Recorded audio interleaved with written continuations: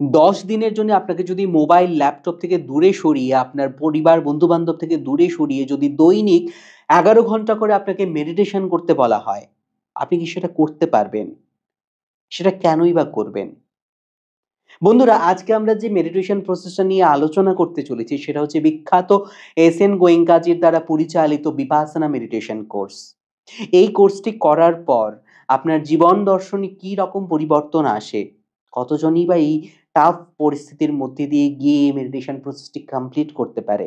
আজকে তা নিয়ে বিস্তারিত আলোচনা করব আমার বন্ধু দীপঙ্করের সঙ্গে।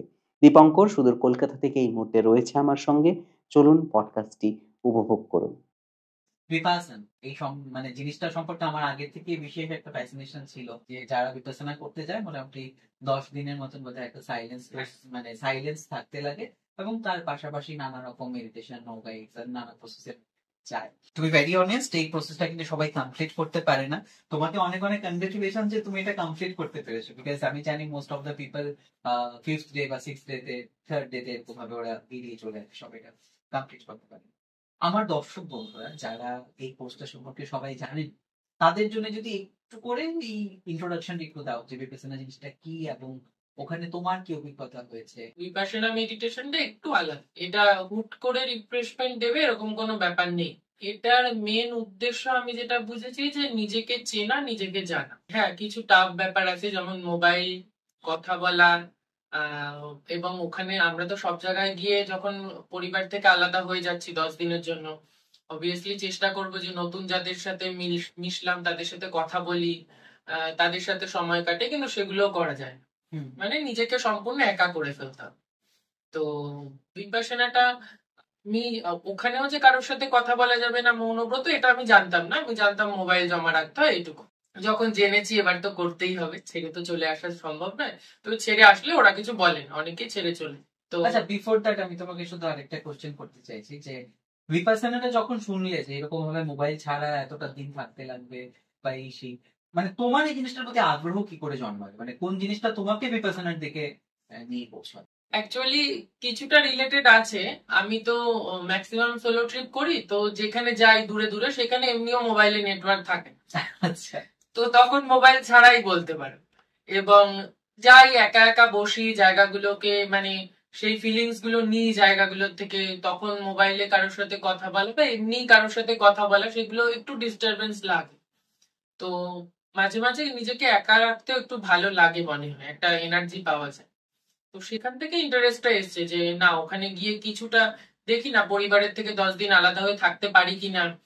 ভবিষ্যতে হয়তো কর্মসূত্রেও বাইরে থাকতে হতে পারে, তো তখন তো একটু হলে হেল্প করবে ব্যাপারগুলো। এবার তাহলে আমরা চলি বিপাসনা সম্পর্কে একটু জানার জন্য। বিপাশনার যিনি আমাদের এখানের প্রধান গুরুজি, এস.এন. গোয়েঙ্কাজি, তো ওনার অডিও ভিডিও যে ক্লিপ গুলো সেগুলোর উপর বেস করে টোটাল ট্রেনিংটা হয়। উনি 2014 সালে মারা গেছেন, কিন্তু ওনার ভিডিও গুলো রয়ে গেছে, তো তার উপর বেস করেই হয়। এবং বিপাশনার যে মূল মানে স্তম্ভগুলো যেগুলো বলা হয়, সেগুলো বুদ্ধদেবের যে অষ্টাঙ্গিক মার্গ, তার উপর বেস করেই তৈরি করে। কিন্তু বৌদ্ধ ধর্মের সাথে বা অন্য কোনো ধর্মের সাথে বিপাশনার কোনো যোগ নেই। মানে একজন নাস্তিক মানুষ অনায়াসে বিপাশনা করতে পারে, কোনো সমস্যা নেই সেখানে। ওদের মেইন মানে কথাটা কি থাকে? কি আমরা ধরেন বিভিন্ন মার্গের বা বিভিন্ন দর্শন বিভিন্ন রকম সাজেশন থাকে বা ওদের মতাদর্শ থাকে, ওদের মতাদর্শটা ঠিক কি? মানে ধর্ম টর্ম নিয়ে ওদের ওদের ধর্ম নিয়ে তেমন কোনো মতাদর্শ নেই। ওদের যে বুদ্ধদেবের যে অষ্টাঙ্গিক মার্গটা রয়েছে, যে সেই সৎ চিন্তা করা, সৎ ভাবনা করা, সৎ কর্ম করা, তো এগুলো তো সব ধর্মের ক্ষেত্রে প্রযোজ্য ব্যাপারগুলো। তো ওই নিয়মগুলো ফলো করো যাতে নিজের জীবনটা একটু শান্তিতে থাকা যায়, এবং মেন যে আশা আকাঙ্ক্ষা রয়েছে সেইগুলো যত কমানো যায়, সেগুলো কমালে একদিন হয়তো নির্বাণ বা মুক্তি যেটা বলে সেটা আসবে। ধ্যানের কিছু প্র্যাকটিস, সেইগুলো করলে অনেক নিজেকে জানা সম্ভব। মানে প্রথম বিপাশনায় গিয়ে আমি শুনেছিলাম যে আমার মনটাকে দেহের সারা জায়গায় এরকম ঘোরাতে হবে, মাথার থেকে পায়ে নিতে হবে। তখন আমার কাছে ভীষণ অবাক লেগেছিল এটা কিভাবে সম্ভব, মনকে আমি পায়ে কিভাবে আনবো, নখে কিভাবে আনবো, বাট এটা সম্ভব। যখন 5 দিন 6 দিন যখন হয়েছে তখন বুঝেছি হ্যাঁ এটা সম্ভব। পুরোটাই প্র্যাকটিস। তো সেখানে প্রসেসটা কিরকম থাকে, মানে ধরো ডে 1 তুমি সেন্টারে গেলে পরে তারপর সেখানে কি ওরকম ভাবে registration process this and that? হ্যাঁ, রেজিস্ট্রেশন যা কিছু প্রসেস থাকে সব অনলাইনে হয়। একটু সিট বুকিং গুলো আগে থেকে করতে হয়, কারণ বাইরের স্টেট থেকে অনেক লোকজন আসে। তো অনলাইনে সমস্ত প্রসেস হয়, ওরা কনফার্মেশন ইমেল মারফত দিয়ে দেয়। সেই সব কাগজের প্রিন্ট আউট নিয়ে সকাল 12টা-1টার মধ্যে যেতে হয় ফার্স্ট ডে। তারপর ওরা সবকিছু চেক করে লাঞ্চ করতে বলে, লাঞ্চ করে নিয়ে রুম অ্যালটমেন্ট করে দেয়। তারপর বিকালের দিকে মোবাইল জমা নেয়, তার আগে বলে যে বাড়িতে কথা বলে নিতে, এবং ওরা একটা এমার্জেন্সি নাম্বার দেয় বাড়ির লোককে দেওয়ার জন্য। বাড়ির লোকের কোনো দরকার পড়লে সেটাতে করো।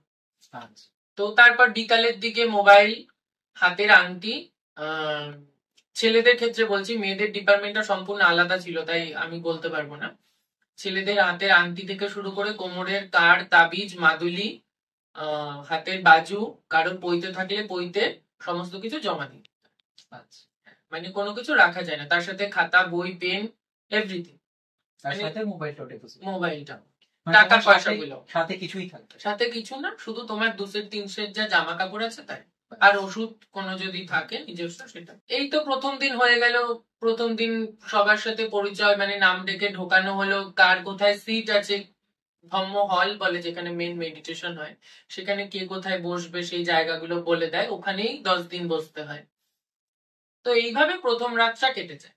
আচ্ছা প্রথম রাতটা কেটে যায়। অনেক সময় 2জনকে একটা রুমে থাকতে দেয়, অনেক সময় 3জনকে থাকতে দেয়, অনেক সময় একজনকেও সিঙ্গেল রুমও দেয়। আমার ক্ষেত্রে আমি সিঙ্গেল রুমে ছিলাম। এটা একটা প্লাস পয়েন্ট বলা যায়, কারণ তাহলে কথা না বলার যে ব্যাপারটা, নিজেকে কন্ট্রোল করা একটু সুবিধা সিঙ্গেল রুমে থাকে। তারপর সেকেন্ড ডে থেকে যেটা হয় যে মনোযোগটা কিভাবে আমরা রাখবো।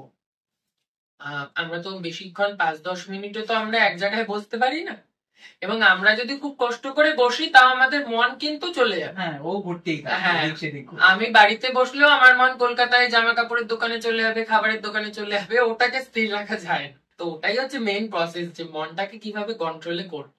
আদৌ কি করা যায়, একটা কোশ্চেন মার্ক থাকে প্রথম প্রথম, বাট করা যায়।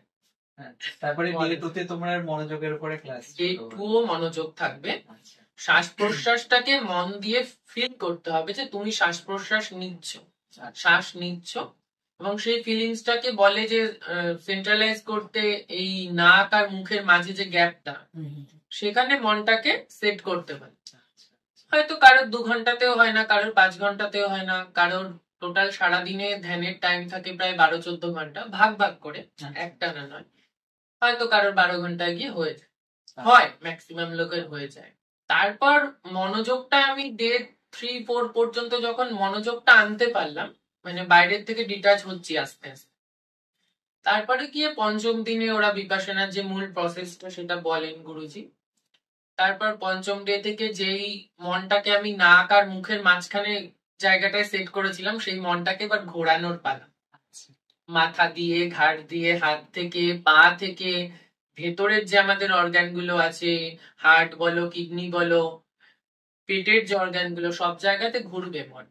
আচ্ছা, মানে খুব অবিশ্বাস্য লাগে, সত্যি কি এগুলো করা সম্ভব না গল্প কথা, কিন্তু করা সম্ভব। আমার কাছেও গল্প কথাই মনে হয়েছিল, বাট করেছি। যাওয়ার আগে এবং গিয়েও গল্প কথা মনে হয়েছে। আচ্ছা আচ্ছা, কিন্তু যখন করেছি তখন বুঝেছি হ্যাঁ সত্যি হয়। আর সেই জিনিসটা নিশ্চয়ই প্র্যাকটিস করতে কথা, যে কারণে এতটা সময় দেওয়া। কারণ 12 ঘন্টা 13 ঘন্টা যখন ধ্যান করাচ্ছে, তার তো একটা এফেক্ট হবেই, তাই না? যদি 1 ঘন্টা করিয়ে ছেড়ে দিত, যে যার কাজে মত্ত হয়ে যেত, সেটা তো নয়। তোমার ওখানে কাজ হচ্ছে ধ্যান করা, খাওয়ার টাইমে খাও, ধ্যান করো, ঘুমাও, এইটুকু হচ্ছে তোমার কাজ, আর কোনো কাজ। তো এটাই সবচেয়ে বড় কাজ। এটাই সবচেয়ে বড় কাজ, মানে 12 ঘন্টা বসে থাকা, একটা না নয়, একটা না ধরো 3 ঘন্টা, তো একটানা 3 ঘন্টা বসে থাকা। হ্যাঁ, কারোর অবশ্যই যদি কোন রকম সমস্যা হয়, সে গুরুজিকে বলতে পারে, তার সমস্যার সমাধানও হয়ে যায়, অসুবিধা হয়। ওটাই যে আমরা তো কোনোদিনও চেষ্টাই করিনি এভাবে মনটাকে একাগ্র করার। শুনলে মনে হবে সাধু সন্ন্যাসী হতে চলেছি, সেরকম ব্যাপার নয়, নিজেকে চেনা দরকার মাঝে মাঝে। তারপরে তোমাদের সঙ্গে তোমরা যখন রেজিস্ট্রেশন করলে, মোটামুটি কতজন ছিল registration first day? Male 60, female 60 এরকম ছিল, মানে 120 অ্যাপ্রক্স। হ্যাঁ 120 অ্যাপ্রক্স। সব সেন্টারে ক্যাপাসিটি সমান নয়, হ্যাঁ, তবে রিসেন্ট আমরা সোদপুর সেন্টারে করেছিলাম, রিসেন্ট সোনারপুর কি বারুইপুরে একটা বড় সেন্টার হচ্ছে ধম্মবঙ্গ বলে সেন্টারটা, তো ওই সেন্টারটায় অনেক ক্যাপাসিটি বেশি থাকবে। শেষের দিনকে কতজন ছিল আলটিমেটলি যারা কোর্সটা কমপ্লিট করে বেরিয়ে গেছে? 60 জনের থেকে মনে হয় 35 জন মতো ছিল। পুরোপুরি 50% চলে 50% চলে। তো এই যখন ওরা মাঝে মাঝে বেরিয়ে যাচ্ছে, ধরো ডে 3 তে, ডে 4, 5 এরকম যখন বেরিয়ে যাচ্ছিল, কোনো একটা জায়গা দিয়ে কি নিজের উপরে মনে হয়েছিল যে আমিও বোধহয় পারবো না, বা এরকম কি কোনো একটা ব্যাপার এসেছিল নাকি নিজের উপরে তখন আরো চেপেছে যে না আমাকে করতেই হবে? কিভাবে তুমি নিজেকে দেখেছো? অ্যাকচুয়ালি আমি আমার কোনো জেদ ছিল না যে করতেই হবে। আমি ভেবেছিলাম যদি আমি না পারি খুব খুশি মানে বেরিয়ে যাব, মানে কোনো টেনশন নিইনি যে পারবো না, ঠিক আছে। এবং এমনও ব্যাপার ছিল না যে পারতেই হবে, এটাও ভাবি। আমি ঠিক আছে, আমার যতদিন আমি করতে পারছি আমি করে যাই, না করতে পারলে বেরিয়ে যাব, কারণ আমি মনের ইচ্ছার বিরুদ্ধে কোনো কাজ করি না।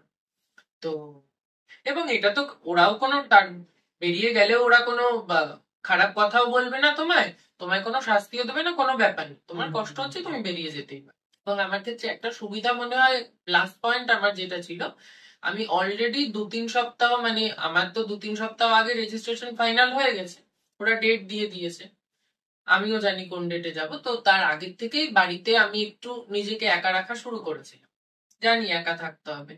তো আস্তে আস্তে একটু কথা কম বলা বা একা থাকা, টিভি গুলো কম দেখা বা মোবাইলটা একটু কম ঘাটা, এই জিনিসগুলো একটু প্র্যাকটিস করা শুরু করেছে। তো এটা মানে একটু হেল্প করে। আর বাড়ির লোকদের রিঅ্যাকশন কি ছিল প্রথমবার যখন শুনলো? হ্যাঁ, বাড়ির লোকদের রিয়াকশন তো মানে বাড়ির লোকরা জানতো মোবাইলটুকুই জমা নেবে, তারপর যখন শুনলো যে কথা বলা যাবে না কোনো কিছু, বা বা দিনে একবারও কথা বলতে পারবো না, ফোন করতে পারবো না, তখন বাড়ির লোকের ভীষণ একটা ভয় ছিল যে হয়তো সন্ন্যাসী বানিয়ে দেবে এরকম একটা কিছু। আচ্ছা আচ্ছা। নিরামিষ খাবার তার ভেতরে হয়তো সন্ন্যাসী বানিয়ে দেবে এরকম একটা কিছু রিয়াকশন ছিল, যেহেতু আমার বাড়িতে কেউ করেনি কোনোদিন বিপাশনাটা। বাট এখন মনে হয় বাড়ির লোকও যদি করে ভালো লাগবে, তাদেরও ভালো লাগার মতনই জিনিস।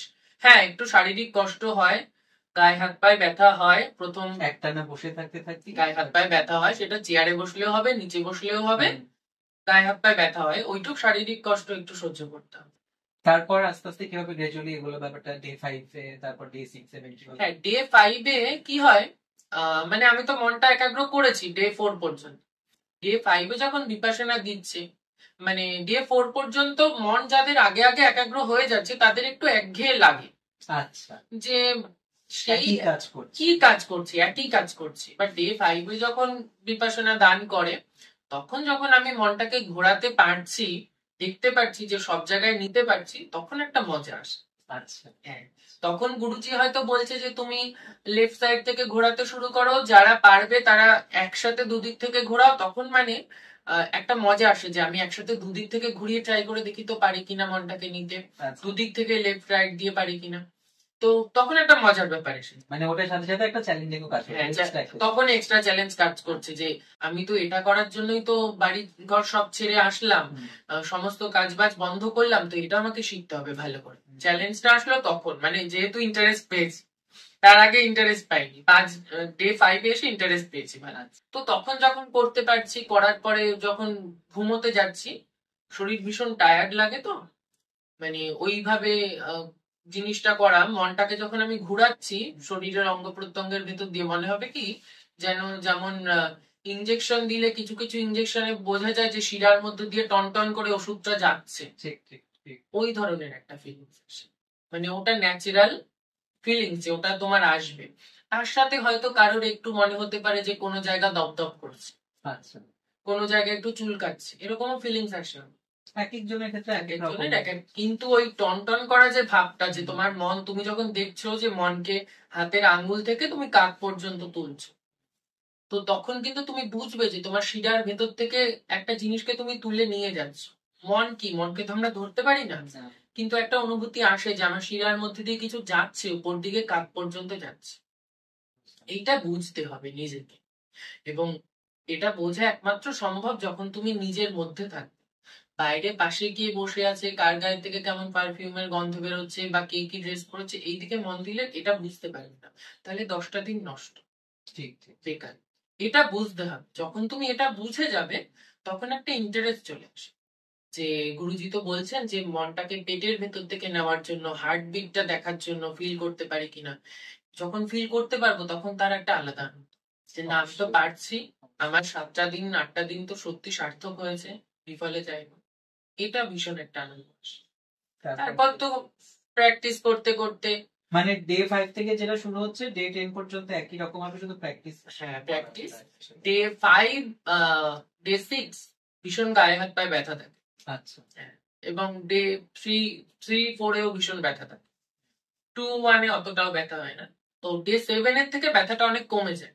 শরীর বুঝতে পারে যে আমাকে এইভাবে 12 ঘন্টা 13 ঘন্টা শরীরও বুঝতে পারে ব্যাপারটা। তো ডে 7-8 থেকে ব্যথাটা অনেক কমে যায়।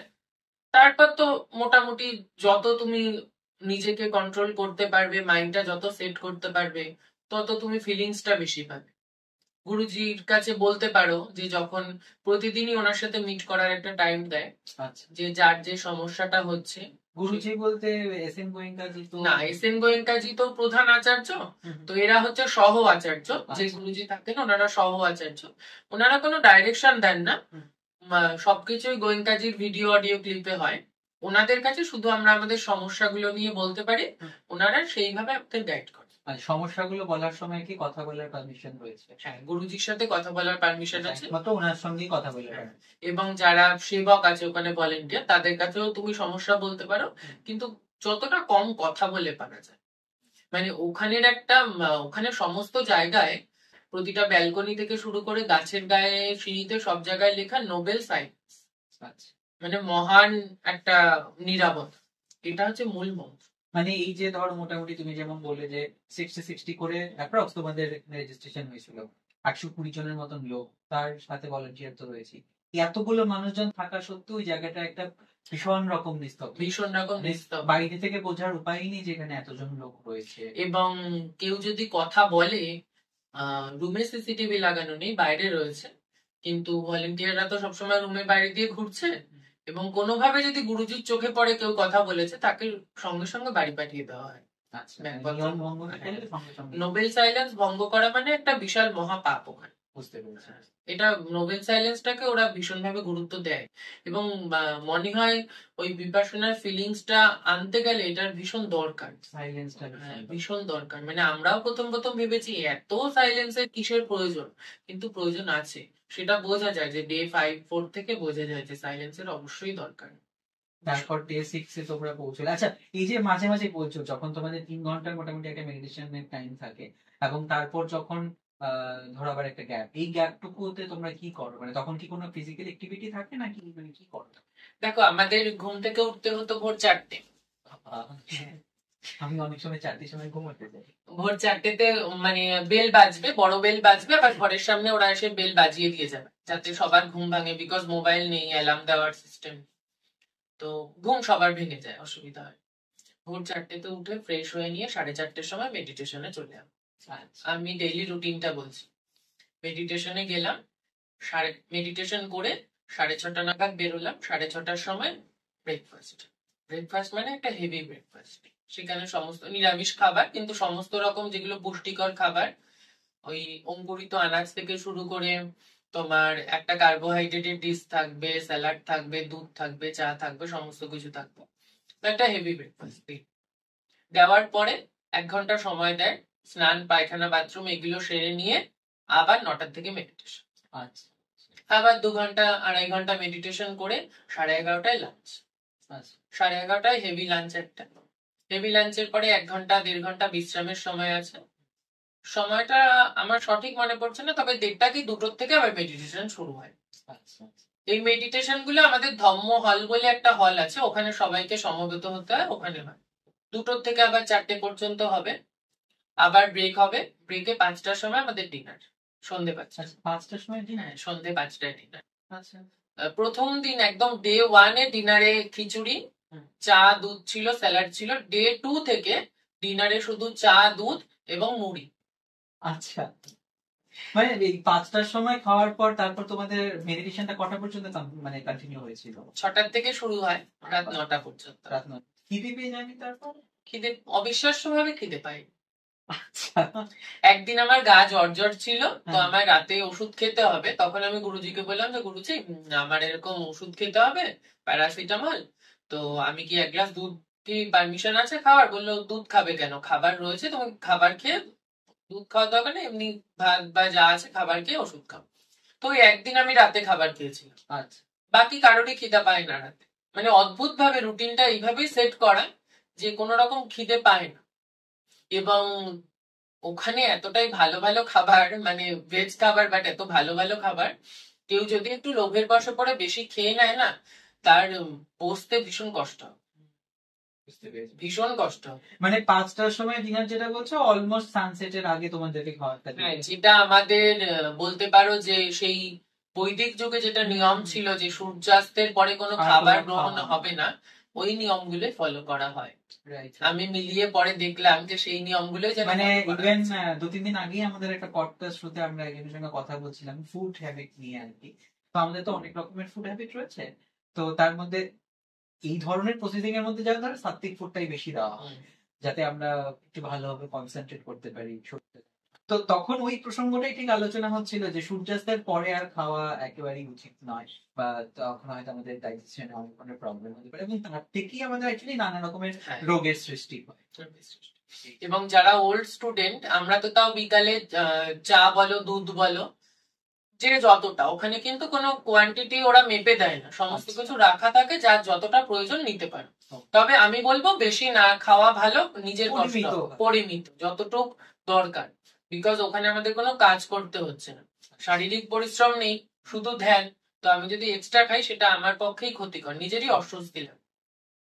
এবং যারা ওল্ড স্টুডেন্ট, একবার তারা হয়তো করেছে বা দুবার করেছে, আবার করতে গেছে মেডিটেশন ক্যাম্প, তো তাদের জন্য কিন্তু ডিনারে শুধু লেবু জল থাকতো, আর কিছু না। আর কিছু না। এবং ওরাও বোধহয় ওটার মধ্যে খুব হ্যাবিচুয়েটেড, মানে ওদের ক্ষেত্রেও সেটা হয়েছে।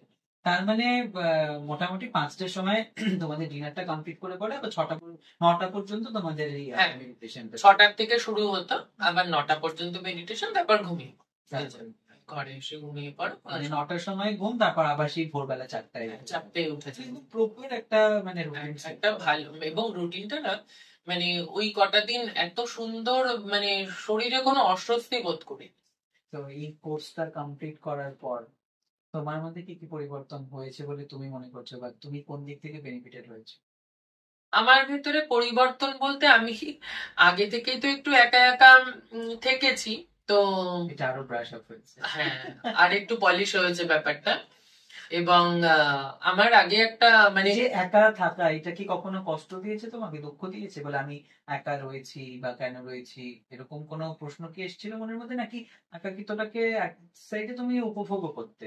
একাকিত্বটা না, আমরা তো ম্যাক্সিমাম টাইম কষ্টের থেকে একাকিত্ব বেছে নিই, আমি অনেক সময় বেছে নিয়েছি, কিন্তু একাকিত্বটা যদি উপভোগ করা যায় সেটার একটা আলাদা মজা। মানে আমার মনে হচ্ছে তাহলে তুমি ওইখানে গিয়ে সেটাকে উপভোগ করাটা শিখে গেছো। মানে আমরা একাকিত্বটাকে আমি বলবো কষ্টের সময় বাঁচবো না, আনন্দের সময়ও বা নর্মাল যেমন আমাদের সময় চলছে তখনও মাঝে মাঝে যদি একটু একাকিত্বটা বাঁচি, তাহলে বোঝা যায় যে একাকিত্বর একটা আলাদা মজা আছে। ঠিক ঠিক। তো মোটামুটি আমরা বিপাশানার একদম লাস্টেই চলে এসেছি, বিপাশানা সম্পর্কে জানা হলো। এবারে আমি চাইবো, তুমি বিভিন্ন জায়গায় ঘুরতে গেছো, বিভিন্ন সময় দেখেছি তোমার প্রোফাইলে, তোমার ঘুরতে যাওয়ার স্টোরি গুলো যদি একটু একটু আমাদের সঙ্গে শেয়ার করো। এবং আমি যত জানতে পেরেছি যে তুমি মোটামুটি সোলো ট্রাভেল। আসলে আমি একটা জিনিস না মাথায় ঢুকিয়ে নিয়েছি, যে মানে ছোটবেলা দিয়ে সবার কাছে তো শুনি যে মনুষ্য জন্ম একবারই নাকি হয়, যাই হোক, তো একবার যখন মনুষ্য জন্ম নিয়েছি তো ভালো মতো এক্সপ্লোর করে প্রথম 2014 সালে সোলো ট্রিপ করি, সেটা সিকিমের পেলিং এ যায়। ভীষণ ভালো লেগেছিল, প্রথম নিজের চোখে কাঞ্চনজঙ্ঘা দেখেছি, এবং ওয়েদার খুব ভালো ছিল। আর সিকিম গিয়ে তো সাহস হলো যে না, একা একা মেল ট্রেনে যেতে পারবো। তো যতবারই গেছি পাহাড়ে, মানে হিমালয় যদি একবার কেউ দেখে বারবার যেতে ইচ্ছে করে। বারবার যেতে ইচ্ছা করবে, মনে হবে না কোথাও যাই, হিমালয়টা দেখি চোখের সামনে। মানে তোমার কি প্রথম থেকে পাহাড়ের প্রতি প্রেম ছিল, নাকি ওটা পরে এসছে? মনে হয় মানে- প্রথম থেকে। মানে কখনো সমুদ্রে যাওয়া হয়নি তার আগে তেমন ভাবে? ছোটবেলা বাবা মার সাথে দীঘাতে গেছিলাম, ব্যাস ওই। বাঙালির দীপুদা, তো সেই দীঘাতে গেছিলাম।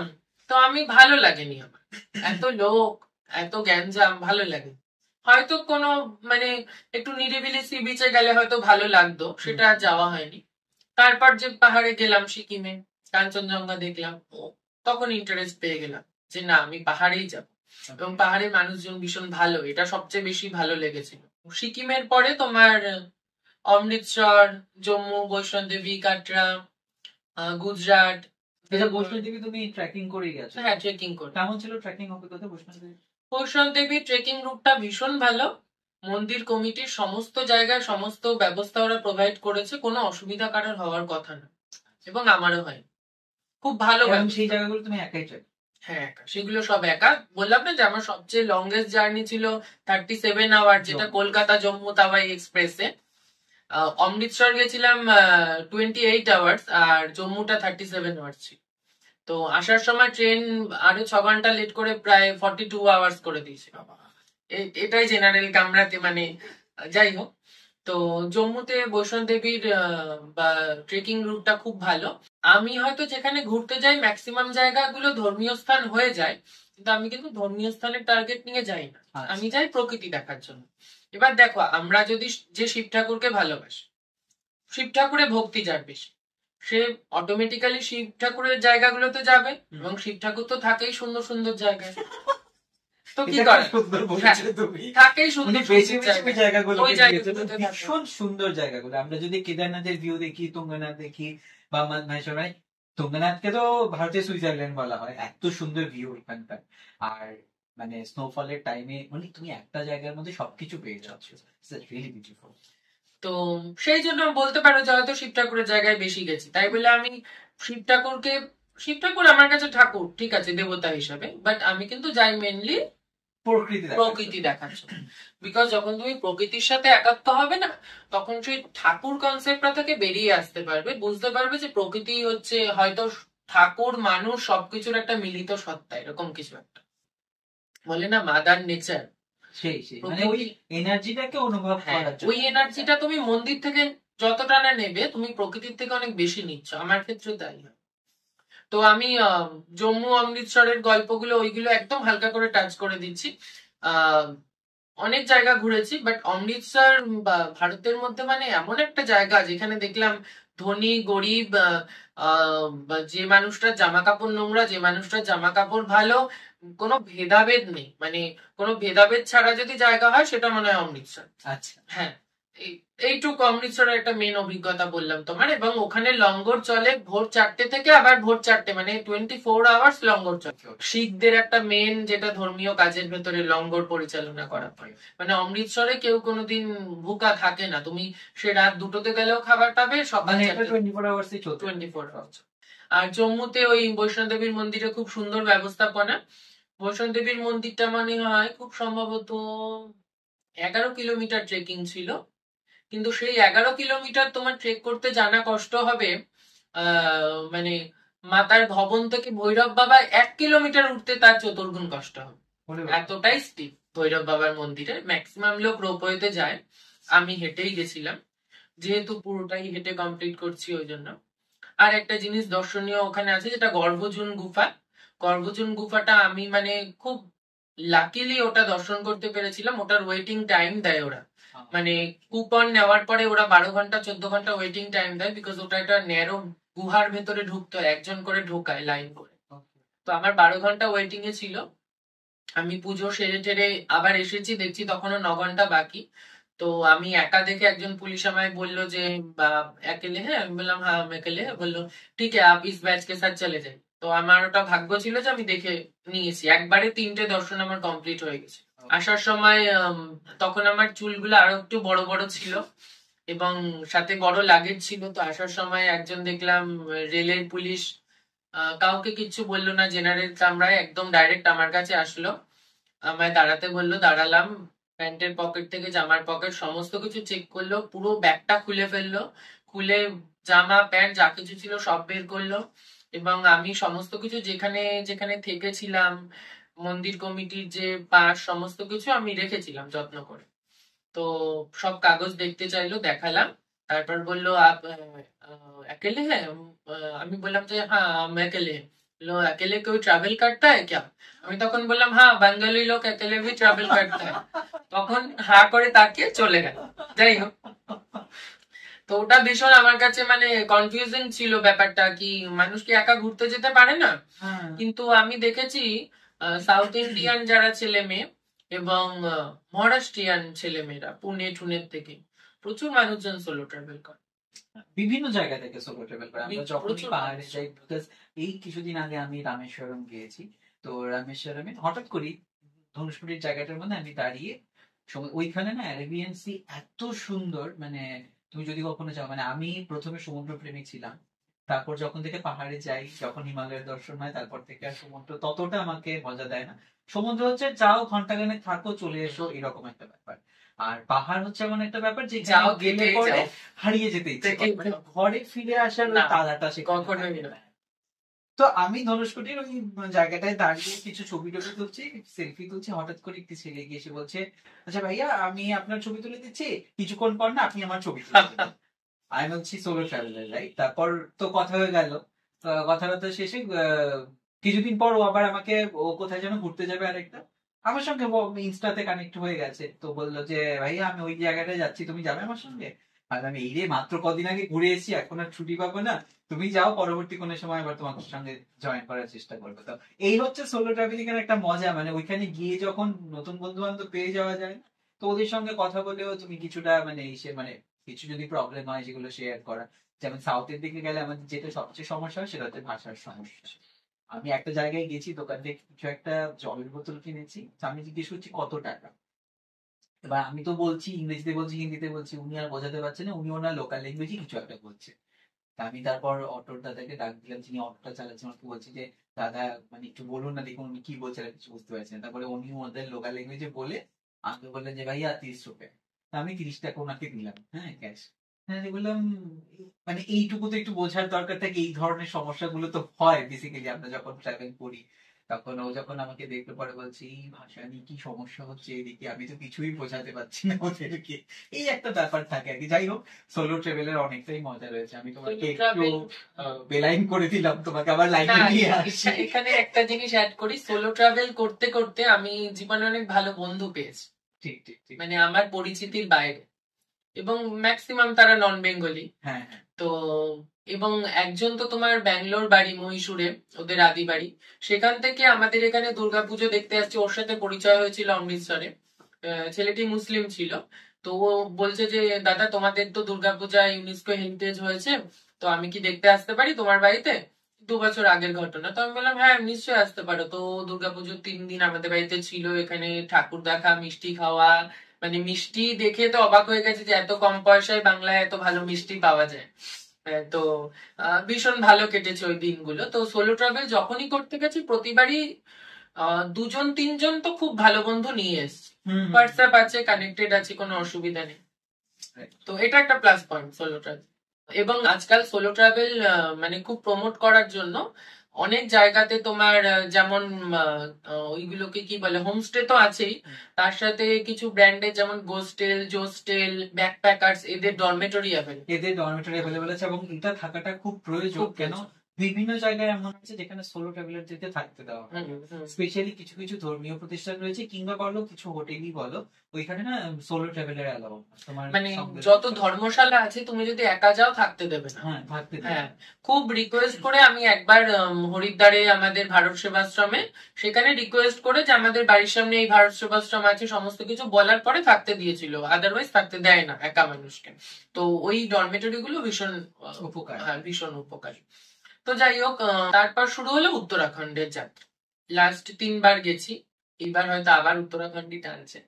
তো উত্তরাখণ্ডে প্রথমবার গেলাম এরকম, সেইবারও ওই মানে এই সপ্তাহে যাবো ভাবলাম, পরের সপ্তাহে মন বলছে যেতেই হবে, তো ট্রেন পাইনি, রিজার্ভেশন নেই, তোমার জেনারেলে হাওড়ায় গেলাম, কাউন্টারে বললাম যে হরিদ্বার একটা টিকিট।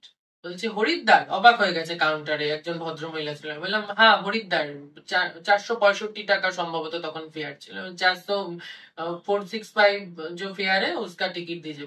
जनरल में? বললাম হ্যাঁ জেনারেল में। তো উনি খুব অবাক হয়ে টিকিট দিল, তার লাইন দিয়ে ট্রেনে উঠলাম। যাই হোক, তো সে খুব ভালো একটা ফ্যামিলির মতো হয়ে গেল, কিন্তু সেই ফ্যামিলি আস্তে আস্তে ভেঙে গেল লখনৌ পৌঁছে। তারপর আর ফ্যামিলির কেউ রইলো না, আমি একাই রইলাম, আবার নতুন লোক উঠলো। প্রথম হরিদ্বার গেছি, পরদিন ভোরবেলা বাস, আবার আমি যেখানে যাব সেটা গন্তব্য ছিল কার্তিক স্বামী টেম্পল, তার জন্য আমায় পৌঁছতে হবে রুদ্রপ্রয়াগ। আচ্ছা, রুদ্রপ্রয়াগের বাস ধরলাম ভোর 4টের সময়। আমায় রুদ্রপ্রয়াগ নামালো দুপুর 11:30-12টায়। ওখানে নেমে লাঞ্চ করলাম একটা জায়গায়, 100 টাকা থালি এরকম কিছু ছিল। লাঞ্চ করে নিয়ে ওখানে নিচেই প্রয়াগ রয়েছে। প্রয়াগ রুদ্রপ্রয়াগ হচ্ছে তোমার অলকানন্দা আর মন্দাকিনী নদী। মন্দাকিনী আসছে কেদারনাথ থেকে, অলকানন্দা আসছে বদ্রীনাথ থেকে। একটা সুন্দর মন্দির আছে প্রয়াগে, নিচে নেমে গেলাম অনেকটা, যেখানে মিলছে নদী দুটো। আর আমি যেখানে যাব সেই গ্রামটার নাম কনক চৌড়ি। আমাকে ধরতে হবে পোখরির বাস। তো পোখরির বাস আবার বিকেল 5টায়। আমি 12টায় পৌঁছে গেছি রুদ্রপ্রয়াগে, তো আমাকে ওয়েট করতে হবে। তো দেখলাম আশপাশে ঘোরার জায়গা কি আছে, কোটেশ্বর মহাদেব বলে একটা খুব সুন্দর জায়গা, 3.5 কিলোমিটার মতো রাস্তা। গাড়ি অ্যাভেলেবেল ছিল না। তো আমি ব্যাগপত্র, একজনের সাথে পরিচয় হলো একটা দাদার সাথে। তো ওখানে স্নানের ব্যবস্থা ছিল, তো স্নান করলাম। স্নান করে ওই দাদার আবার বিহারে বাড়ি, তো আমি বললাম আমার জন্মস্থান বিহারে, তো ওই একটা মিল হয়ে গেল। আমি বললাম দাদা এরকম আমি কোটেশ্বরে যাব, আমার ব্যাগে ভ্যালুয়েবল কিছু নেই, শুধু জামা কাপড় রয়েছে, আমি ব্যাগটা তোমার কাছে রেখে যেতে পারি, আমি বিকালে এসে নিচ্ছি। বললে হ্যাঁ রেখে যাও, অসুবিধা নেই। তারপর 3.5 কিলোমিটার টুকটুক করে হেঁটে হেঁটে হেঁটে হেঁটে পাহাড়ি পথ দিয়ে, একদম ফাঁকা রাস্তা বলতে পারো, বাড়িঘর খুব কম, তো কোটেশ্বর মহাদেব টেম্পলে গেলাম। অনেকটা রাস্তা নিচে নেমে যায় নদীতে। অলকানন্দা নদী, একটা বড় পাথর খন্ড, সেটাকে বুক চিরে একদম পাথরের নদী বেরোচ্ছে। খুব সুন্দর জায়গাটা, আমার কাছে কিছু ফটোজ আছে, আমি দিও। অবশ্যই শেয়ার করবে, তাহলে আমাদের দর্শকরাও দেখতে পাচ্ছে। অসম্ভব নদীর গর্জন, সেই গর্জনে নিজের কথা শোনা যায় না, এত গর্জন নদী। মানে আমি কখনো ওই জায়গাটায় যাইনি, বাট তোমার স্টোরি শুনে আমার এখন ওখানে যেতে ইচ্ছে করছে ভীষণ রকম। অলকানন্দা নদী খুব গর্জন। এবং কোটেশ্বর মহাদেবের নাকি একটা স্টোরি এরকম, আমার হালকা হালকা একটু মনে পড়ছে যতদূর শুনেছিলাম, যে যখন শিব আর পার্বতী, যখন মহাদেব আর পার্বতী, মা পার্বতী যখন কেদারনাথে যাচ্ছে, মানে কেদারনাথে অধিষ্ঠান করবে, তার আগে যাওয়ার পথে নাকি কোটেশ্বরের ওখানে তারা বিশ্রাম করেছে। ওই জন্য ওখানে একটা ধর্মীয় স্থান হয়ে গেছে তখন। তো ওখানে শিব ঠাকুরেরই বেসিক্যালি মন্দির। প্রচুর বাদর রয়েছে জায়গাটা, মানে বলতে পারো বনই, চারিদিকটাই ফরেস্ট, মাঝখান দিয়ে হয়তো ওরকম। তো আমার মনে হচ্ছিল যেন গাছপালা হোক, পশু পাখি হোক, কিছু না কিছু আমাকে মানে নোটিস করছিল, এরকম আমার একটা ফিলিংস আসছিল, বাট আমি আশপাশে দেখতে পাচ্ছিলাম না কে নোটিস করছিল আমার। তো অনেকক্ষণ ওই নদীর পাড়ে উঁচু উঁচু পাথর রাখা। আমি নভেম্বর মাসে গেছিলাম, হালকা ঠান্ডা ছিল, আর নদীতে ভয়ঙ্কর স্রোত ছিল না, ঠিকঠাক ছিল। তো ওই নদীর ঘাটের পাশে একটা গুহা, গুহাটা পুরো ফার্ন গাছে ঢাকা, এবং ফার্নের গা বেয়ে টপ টপ করে জল পড়ছে। ওর ভেতরে মহাদেবের মূর্তি। তো ওখানে তামার ঘট রাখা আছে, কোনো পুরোহিত পূজারী কাউকে পাইনি, নিজে গিয়ে জল ঢেলে দিয়েছি, নদী থেকে জল তুলে নি। তো ওই পূজা হয়ে, এবং ওখানে অনেকক্ষণ বসেছিলাম শান্ত হয়ে। লোকজন ছিল না তো, দুপুরবেলা একদম ফাঁকা। স্বাভাবিক। হ্যাঁ, এমনি লোকজন কম যায় ওখানে। বেশ অনেকক্ষণ বসেছিলাম, একটা এনার্জি সত্যি পেয়েছি। সেটা ধর্মীয় এনার্জি কি প্রাকৃতিক এনার্জি সেটা জানি না, কিন্তু একটা এনার্জি পেয়েছি। ঠিক আছে, এবার আবার বাস ধরার টাইম হয়ে আসছে, ফিরে আসলাম। 5টার সময় কার্তিক স্বামীর উদ্দেশ্যে রওনা করলাম, বাস আসলো। ঘন্টা দেড়েক লাগবে বাসে, মানে হরিদ্বার থেকে সকাল 4টায় রওনা হয়ে 11:30টায় নামলাম, আবার এদিক থেকে বাসে ঘন্টা দেড়েক, টোটাল মানে 195 কিলোমিটার কভার করেছে। বাসে উঠে আধা ঘন্টা মতো যখন যাচ্ছি, এইবার শুরু হলো হিমালয় দেখা শুরু হয়ে গেল। বাসে মাত্র 2-3টে লোক, ভীষণ খাদের সাইড দিয়ে বাস যাচ্ছে, মানে যারা বসে আছে তারা বাসের ভেতরে থাকলে মনে হয় এই যেন পড়েই গেল। যারা বসে আছে তারা লোকাল, খুব নিশ্চিন্তে বসে আছে, মানে বসে বসে ঘুমাচ্ছে, আর আমি, আমার সামনের সিট ফাঁকা, পেছনের সিট ফাঁকা, আমি সিট গুলো আঁকড়ে বসে আছি যাতে আমি জানলা দিয়ে না পড়ে যাই, এইটুকু। এবং মোবাইলে ছবি তুলবো কি, আমার হাত থেকে মোবাইলই পড়ে যায়। কিন্তু দেখতে পাচ্ছি যে চৌখাম্বার উপরে বিকালে রোদ পড়ছে, পুরো মাউন্টেন গোল্ডেন দেখাচ্ছে একেবারে, যেন সেই লাভা গলে পড়ার মতো, এরকম একটা উজ্জ্বল চৌখাম্বা। জানতাম না তখন চৌখাম্বা পর্বত শৃঙ্গ, ওইটা পরে জানলাম। তো সন্ধ্যাবেলা পৌঁছে গেলাম কার্তিক স্বামী। তো ওখানে গিয়ে একটা হোমস্টেতে রইলাম। হোমস্টেতে থেকে, সেখান থেকে, হোমস্টে বলা চলে না ঠিক, একজনের গ্রামের বাড়িতে কথা পরিচয় হতে হতে, ওনারা কোনো পয়সা করি আমার সাথে নেয়নি আমার থেকে, কিন্তু ওরা হোমস্টে চালায়, এইটুক জেনেছি পরে। তো খুব ভালো একটা বন্ডিং হয়ে গেছিল। আমি পূর্ণিমা দেখে গেছিলাম। আচ্ছা। কারণ মাউন্টেন পিকের উপরে যখন তুমি রাত্রিবেলা চাঁদের আলো দেখবে ভীষণ ভালো লাগে। তো কার্তিক স্বামীতে একটা মেন দেখার জিনিস হলো সূর্যোদয়, সানরাইজটা কার্তিক স্বামী ফেমাস। কার্তিক স্বামীর ওই যে জায়গাটা থেকে অনেকগুলো প্রায় 10-11টা পিক দেখা যায়। তার ভেতরে যে কটা নাম আমার মনে আছে আমি বলছি। কেদার পিক দেখা যায়, কেদারনাথের যে মাউন্টেন রেঞ্জটা, কেদার পিক দেখা যায়, মানে তারপরে দেখা যাবে তোমার হাতি ঘোড়া পর্বত দেখা যাবে, নন্দা দেবী দেখা যাবে, মিডিলে আসবে চৌখাম্বা, চৌখাম্বা সবচেয়ে বড় করে দেখা যায়। তারপর এদিকে বদ্রীনাথের আর নর আর নারায়ণ মনে হয় পর্বত, দুটো নর নারায়ণ পর্বত দেখা যায়। আর বান্দারপুজ বলে একটা পর্বত শৃঙ্খলা আছে, সেটাও দেখা যায়। আরো কয়েকটা দেখা যায়, আমার নামটা মনে নেই। একদম মানে 180 ডিগ্রি ভিউ যেটা হয় সেই ভিউতে দেখা যায়। তো কার্তিক স্বামীকে বলে হিমালয়ের ঝুল বারান্দা। একটাই আছে উত্তরাখণ্ডে হিমালয়ের ঝুল বারান্দা, সেটা কার্তিক স্বামী, কার্তিক ঠাকুরের মন্দির, একদম নিরিবিলি গ্রামের ভেতরে। তো সেখানে উঠলাম, 3.5 কিলোমিটার মতো ট্রেকিং করতে হয়। কোনো প্রপার রাস্তা তখন ছিল না, এখন তৈরি হয়েছে, মানে জঙ্গলের ভেতর দিয়ে রাস্তা, জাস্ট খুঁটি পোতা, তোমার ওই খুঁটি অনুসরণ করে করে যেতে হবে, যে ওটাই রাস্তা। আমার সাথে একজন গেছিল, গ্রামেরই একজন লোক গাইড হিসেবে। তো রাত 2:30টায় আমরা হাঁটা শুরু করেছিলাম, 3:30টার মধ্যে উপরে পৌঁছে গেছি। আর একটা কুকুর গেছিল, পাহাড়ি যে কুকুরগুলো হয়, তো ওই কুকুরটা গাইড হিসাবে গেছিল। ওখানে পাহাড়ে ট্রেন কুকুর না এমনি তোমাদের সঙ্গে? এমনি ওরা যায়, সব টুরিস্টের সাথেই যায়। ওদের একটাই ডিমান্ড, যখন নেমে আসবে টুরিস্ট একটা বিস্কুট খাওয়াতে হয়। আর কিছু না। ওই পাহাড়ে ওরা যতদূর বললো যে ভাল্লুক আর যেটা লেপার্ড হয়, চিতা যেটা আমাদের ভারতীয় লেপার্ড, সেই লেপার্ডের একটু ভয় আছে, কারণ পুরোটাই ফরেস্ট এরিয়া। তো উঠলাম, উঠে তো পুরো উপরে সোলার প্যানেলের লাইট জ্বলছে, আর কেউ নেই, একদম জনমানুষ শূন্য।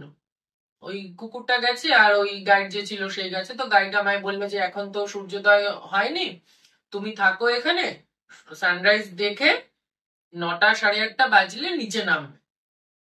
উনি বলে চলে গেল। তো আমি দেখছি বাহাতে তখন পূর্ণিমার গোল চাঁদ, তুমি আর ওই কুকুরটা, আর কেউ নেই। তখন দেখছি যে চাঁদের আলোতে পরিষ্কার মাউন্টেন রেঞ্জ দেখা যাচ্ছে, মানে এত ক্লিয়ার। এবং আমার কপাল এত ভালো যে পাহাড়ে না ওয়েদার বলতে পারে না কেউ। হ্যাঁ, তুমি নভেম্বর মাসে গিয়েও মেঘাচ্ছন্ন পাহাড়, কোনো ব্যাপার। আমার কপাল এত ভালো সত্যি, তাই গাইডও তাই বলছিল যে তোমার কপাল সত্যি ভালো। প্রচুর লোককে উপরে তুলেছি, দেখেছি, কিন্তু অনেকেরই কপাল খারাপ যে দেখতে পারেনি রেঞ্জ গুলো। তো চাঁদের আলোতে পরিষ্কার রেঞ্জ দেখা যাচ্ছে। মুহূর্তের মধ্যে যখন 4:45 বাজলো, মানে আমার বাঁ হাতে পূর্ণিমার গোল চাঁদ আর ডান হাতে বুঝতে পারছি সূর্য উঠবে, আকাশ হালকা কমলা কমলা ভাব একটা নিচ্ছে, বাঁ হাতে ভীষণ স্পিডে চাঁদ অস্ত যাচ্ছে তখন। আচ্ছা, মানে আমি ডান দিকে তাকাতে তাকাতে চাঁদ অনেকটা চলে যাচ্ছে, এরকম ব্যাপার। ডান দিকে সানরাইজ হবে। তো অদ্ভুত লাগলো যে মন্দিরটা মাঝখানে রয়েছে, পেছনে মাউন্টেন রেঞ্জ গুলো, বাঁ হাতে চাঁদ যেন অস্ত যাচ্ছে, ডান হাতে সূর্য উঠবে, বোঝা যাচ্ছে। চাঁদ খুব ফাস্ট অস্ত যাচ্ছে। তো দেখছি, ওটাই দেখছি যে এত সুন্দর হয় প্রকৃতি, কোনোদিন তো এইভাবে দেখিনি। কোনোদিন ভোরবেলা উঠে চাঁদ কখন অস্ত যায়, সূর্যোদয় সূর্যাস্ত দেখেছি, চাঁদের অস্ত তো দেখিনি কোনোদিন, এই প্রথম দেখলাম। তো তারপরে তো চাঁদ অস্ত গেল একটা টাইমের পরে।